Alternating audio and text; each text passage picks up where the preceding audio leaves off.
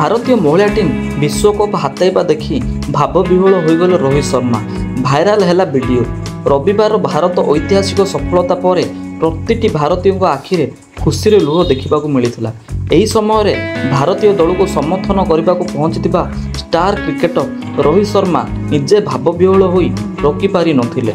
ICC महिला दिनिकिया विश्वकप भारत प्रथम थर विजेता होई ऐतिहासिक सफलता पाई। गतकाली राति भारतीय महिला दल दक्षिण आफ्रिका को परास्त कर 52 वर्षर महिला क्रिकेट विश्वकप इतिहास जहा होई नथिला ताहा करी देखाइथिले। बैटिंग पर दक्षिण आफ्रिका को 249 रन लक्ष्य देइथिले भारतीय महिला दल। हेले 45.3 ओभर 246 रन करी दक्षिण आफ्रिका दल ऑल आउट हो जाइथिला। भारतीय महिला दल रोमांचक भावे प्रथम थर फाइनालिस्ट दक्षिण आफ्रिका को 52 रन हराई विश्वकप हाथई नहीं। यही ऐतिहासिक सफलता पर स्टाडियम उपस्थित थिबा प्रति भारतीय को आखिरे खुशी लुह देखा मिलता। यही समय भारतीय दल को समर्थन करने को पहुंची स्टार क्रिकेटर रोहित शर्मा आखिरे भावविह्वल देखा मिलता।